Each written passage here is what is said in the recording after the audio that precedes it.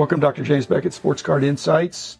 The last part of the interview with Mike Cramer, Rich and I conducted last week.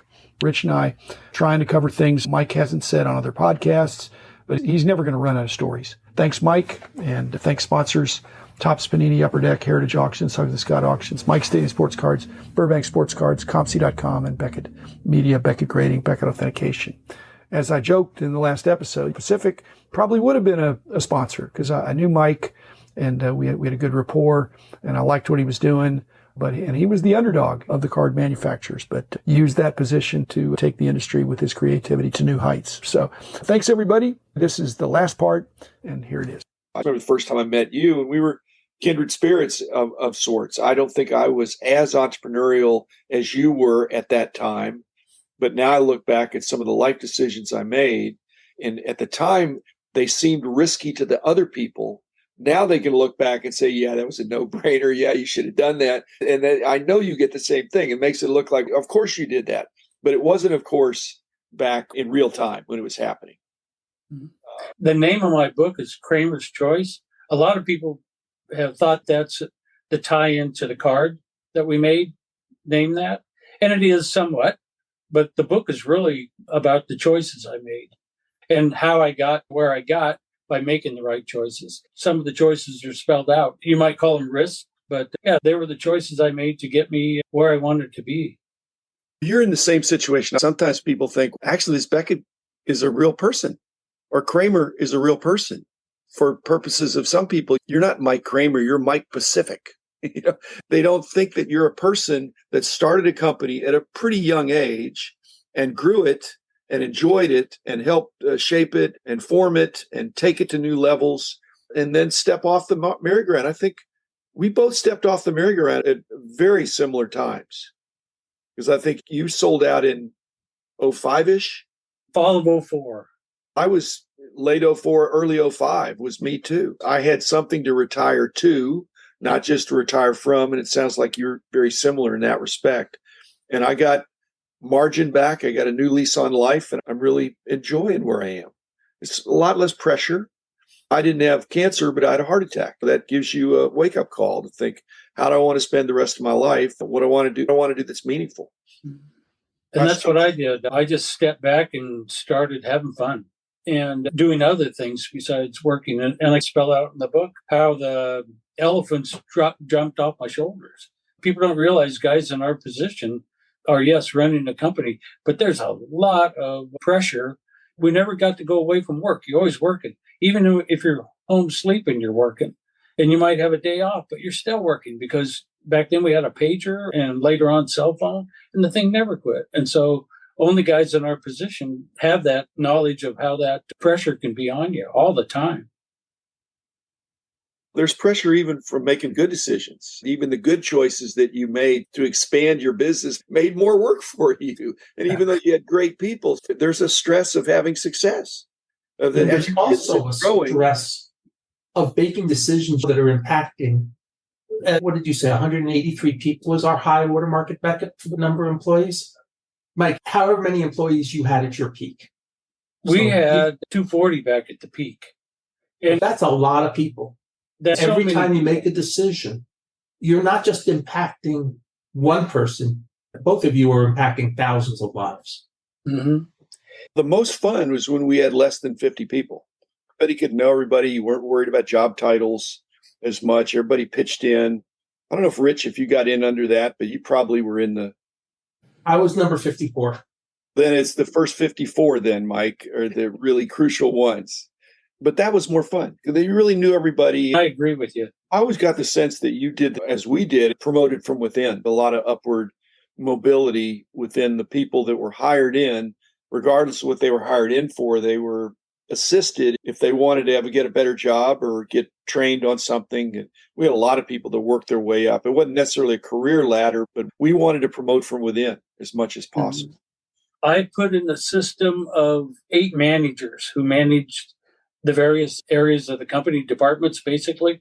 They hired their own people. But those managers, almost all of them were with me for 10 or 12 years. And for me, I didn't have to promote a different person into a manager because he never left or she never left. And so that was a great advantage. And then they hired their people that worked with them, like the media department. The guys that wrote the copy for the cards changed out sometimes, and we hired a new one and hired more as we did more baseball and more hockey. But my manager people stayed with me a long time. You also had family members working with you. Early on, my mother, early on, my sister, early on, my niece. My brother worked for me for about 6 years. I remember Marty very well. Yeah. And he and I play golf at least 4 or 5 times a year. We go on golf trips, and I take a lot of Tylenol, but I can still do it. I don't hit it very far anymore, but I'm straight because I can't swing as hard as I used to. So I'm playing what they call old man golf. But you've beaten cancer. That's more important. I haven't beaten it. I still have it. It doesn't go away, but they have it under control. I still have some effects of it that don't go away. I'll never be normal, but I can still play golf, and that's a blessing. Come on down to Texas. I don't play golf, but I don't hear about Jim playing golf as much as he used to. I think the two of you need to go off on the links together. Played before, but you just hit it way by me back last time we played. You just crushed the ball. I won't be doing that now. I can hit it 2 to 225, okay? But it's usually down the middle. And then I bought senior graphite shafts, and they give you a little more whip. And so I can take my graphite shaft and I can get on or around the green.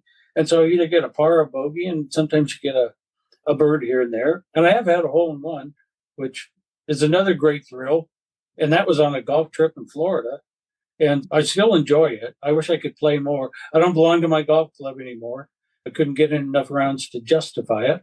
But remember a guy that used to work for us who was a graphics manager named Rob Hicks? And he was up here last weekend, and we played with Phil Roth, who was my CFO. And so we're still in contact quite a bit. I always thought Cheryl was a lovely person, not just your wife, and now you're approaching 50 years. I'm sure you're giving her credit, but are there some things that she did? Because your wife has insights. They see things either before we see them or that we don't even see at all. Were you always in sync? Because it seems like you were. We always were. I gave her credit in the book for the fact that Pacific wouldn't exist without her. Because when I was gone fishing, I still had a mail order business, and she was the one hiring the people to sort cases of cards and make sets, and she was the one shipping them, mailing our orders out. And she kept that thing alive while I was gone. During the time that Pacific was the heyday of it, when we were so busy, she stepped back and she raised our 4 kids and let me do the business side of it. Then when I sold the thing and walked away, we basically met up again. And we've had some of our best 20 years afterwards, where we got to finally do the traveling and fun things when I was working. Obviously, I was a workaholic, and I didn't have too much time for us to go off and do vacations, although we did one every year to Hawaii during the time I was working. And when the book landed in my hands last week, when I got the first one, she said, "Mike, you're back at it. You're working again." And I said, "I probably have." And she goes, "You're never going to quit. When you find something you want to do, you're going to keep going." You're working on promoting your book, and that's perfectly fine. Yeah, it's been fun promoting it and the reception. And I still remember some of the instincts I had on how to market things and promote things. And they've all fallen back in place. I'm not close to finished with the marketing part of it. I think I got a lot more room out there for me to let people know that the book exists. Are you going to be at the National in Cleveland? Thinking about it, and I brought it up to my wife, and I don't know exactly how to go about doing that. I'm going to have a bunch of tests in November to see where I'm at with this cancer thing, because it does come back.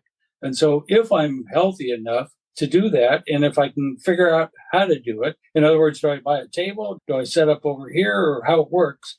Then I think it's a good opportunity for me. Well, I know the Nationals basically sold out of tables, but there's always some way in. You're a celebrity. Right. How do I end up at tables signing books? Heritage or Golden, any of these major auctioneers that are trying to draw people to their area, you'd be a great draw. That's a good idea. Those guys. You'd be there on Friday afternoon or something, and signing books and meet and greet. I did something like that last year. Yeah, Jim, I heard it was Saturday afternoon, and I heard it was a big hit at the Beckett booth. Yeah. In fact, you could be at the Beckett booth if you wanted to. I could probably twist some arms there, I hope. I did interview with Al Meir for Beckett Hockey. Okay. And so that's a great idea. Because I'm just saying at the National, you shouldn't worry about any logistics. You just show up and you have maybe you're someplace, but evening, there's some nice dinners and functions. I'm making it more social. I'm messing around with cards in the day, but I'm visiting with people, and it ought to be on your terms, Mike. You've certainly earned that. I just think if you go 1 year, you're going to want to keep going every year because it's all the fun without the hassle if you don't have an entourage. I don't have to worry about a corporate booth or an armed guard walking around with card soup deals anymore. But you got to take care of your health. That's a great idea because I looked into it a little bit and realized that I don't know how you could ever get a table there. And I didn't really want a table. But signing at the Beckett booth or one of those others, I appreciate that. And Topps should make a card of you. They really should. Your connection with Topps, even though you were a quasi-competitor at one point, your contribution to the industry and the fact that you not cut your teeth, but one of your first thrusts was buying Topps remainders. That really Topps put hobby people into that. You know what? He needs to be in Ginter. And he could be in Ginter for sure. They He needs to be if Topps is listening, Mike needs to be in Allen and Ginter next year. There's a great story in my book because I played golf with Cy Berger, and we decided that Pacific was a stepchild of Topps. You'll have to read that in the book. Like you said, the distance of time makes people forget all but the really good stuff, it seems, because toward the last couple of years of you running Pacific, I think some of the leagues and players associations made life difficult for you. You thought NFL came up to you and said, basically, your license is done. The story of that's in the book too, but those parts were no fun, obviously, those parts of the business, but that's the way it went. Maybe it all ended for me as far as making cards, but the next part of my life started. I didn't realize I had another part of my life until I got to venture into it. Jim and I have a mutual friend, Eddie Kelly, and Beckett bought Pro Look, the photo company, and then Eddie ended up with it, purchased it from Beckett, and he had an NFL license. And one year, the NFL went to him and said, "We love you. You pay on time. You are the easiest person to deal with. We are cutting from 300 licenses to 30 licenses, and you're not going to be among the 30. And at least they were blunt and honest, and they said, it's nothing to do with you. We want to have less licensees because that makes our life easier too. Mm-hmm. But what Mike got is the deja vu all over again of what's happening to Panini right now, is that you're not the biggest fish and they're putting some pressure on you. That was the ending environment for me too. You could see some of that happening. The industry was going more corporate. I don't have regrets, Mike, and I don't think you do either. I have none. And look what happened to Topps with not getting renewed. It was the same thing that happened to us. I know what Panini's going through. I went through the same thing. Back then, that was just what happened. And I can think of all kinds of ways they could fix that and get out of that. But I'm not involved in the business anymore. I'm watching it from the outside. It's really interesting. I think you've got the healthiest way of looking at it. I began the next part of my life, and a very good part. I think that's the great way of looking at it. It's very affirming to me that I'm going through some of those same steps, and the choices we make, other people don't always understand it, but then you look back and you think, hey, that really worked out. And some instinct that I had that seemed to be risky to other people was not looking risky to me at the time. Because I thought, I got this. I probably didn't know what I was getting in for, but things worked out. I worked hard. Great teammates. Mike, it's great catching up with you.